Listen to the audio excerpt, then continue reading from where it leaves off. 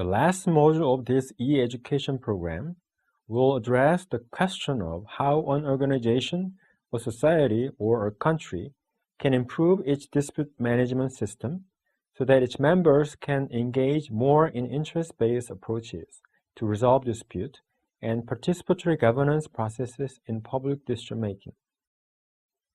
Although we cannot make a conflict-free society, we want to see our members of the society can prevent unnecessary conflicts and manage conflicts more effectively, efficiently, and fairly. Therefore, this module will introduce the model of dispute resolution system and explain the components of the system one by one.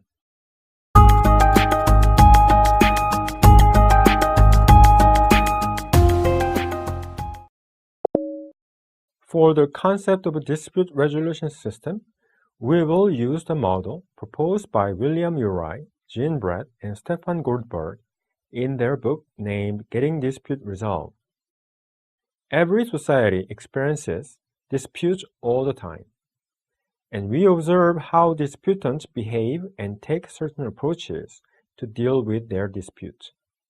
As a consequence, their procedures produce costs and benefits. In this simple concept, we want to see our dispute resolution system produce better outcomes in terms of several criteria. A better outcomes mean less transaction costs, satisfaction with the outcomes and procedures, good relationships among stakeholders, and stability of the outcome. Generally, there are 4 components that make stakeholders utilize a certain type of procedure or approach within a dispute resolution system. Those are available procedure, motivation, skills, and resources. So we will go over the components in a dispute resolution system. An available procedure refers to a procedure that disputant can use according to existing laws and regulations. Laws that specify the procedures of consultation, public hearing process, or advisory committee are the example. If such procedures are properly designed so that disputant can engage in interest-based negotiation in a participatory governance procedure, it can improve dispute resolution system. However, the existence of institutional procedures does not always guarantee an effective resolution. Disputants do not always utilize such available procedures when they believe that those procedures are not useful in advancing their interest. Also, when available procedures are not designed properly, the procedures often worsen the conflict. Let's move on to motivation. Even if available procedures exist to promote interest-based negotiation, stakeholders may not be motivated to use that process, and the actually used procedures may differ greatly from available procedures. So it is necessary to understand why stakeholders are not using available procedures and make appropriate changes to motivate them to use available procedures. Otherwise, this will also result in inefficient procedures being used. For instance, if stakeholders are more motivated to use lawsuits, strikes, or demonstrations, we need to understand why those parties prefer those approaches. Motivation factors are related to power balance among stakeholders and distrust among them. For example, when there are serious power imbalance among stakeholders, both powerful parties and weak parties prefer unilateral action or power-building strategies, respectively. Another component is skill. Even if an efficient, effective conflict resolution procedure exists within the system, and stakeholders are motivated to use that procedure, they may not resolve their dispute without proper negotiation and communication skills. Therefore, they should build a capacity in negotiation and communication skills through trainings and experiments. The last component is resources.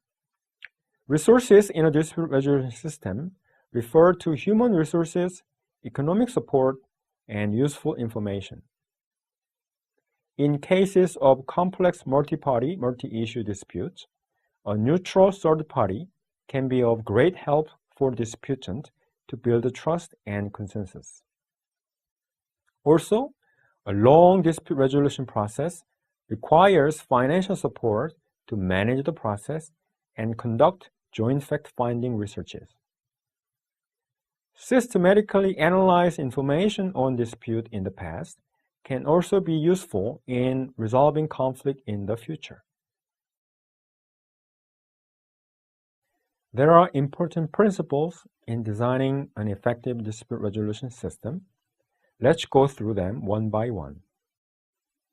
The first principle is that stakeholders must be able to enter into interest-based negotiation from the initial stages of conflict management rather than rights or power-based approaches. It is necessary to offer sufficient motivation for stakeholders to enter into discussions.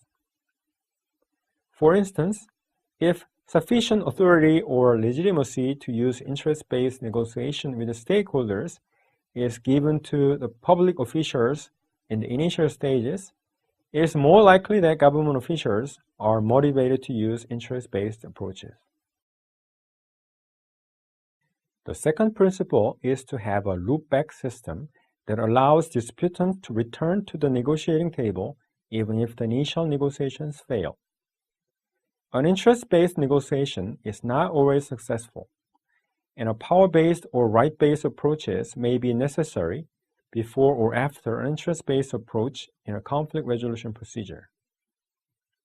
A so-called loopback system can induce stakeholders to return to low-cost negotiation table before stakeholders rely on costly right-based or power-based approaches.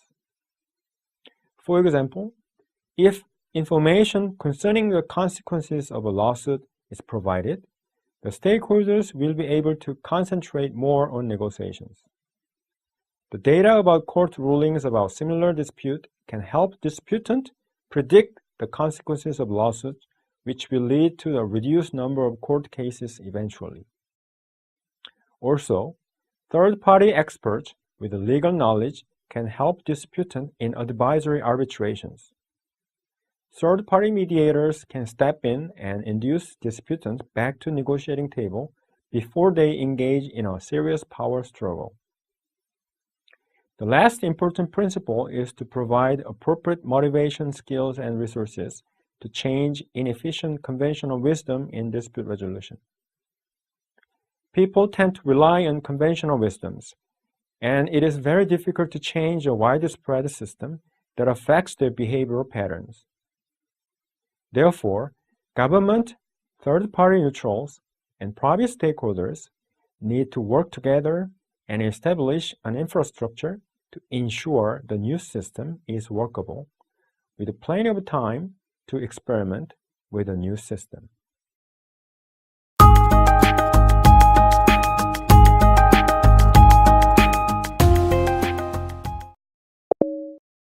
Now, let's review what we have learned in the module on how to improve dispute resolution system. A dispute resolution system in a society is not a simple combination of laws and regulations, but a complex mutually interactive structure of factors such as fine-tuning of motivations, capacity of necessary negotiation and communication skills, and building infrastructure such as human, financial, and information resources. Only when hard to see but significant interaction among components is understood, and when necessary steps are deliberated and implemented, a dispute resolution system in a society can make a difference.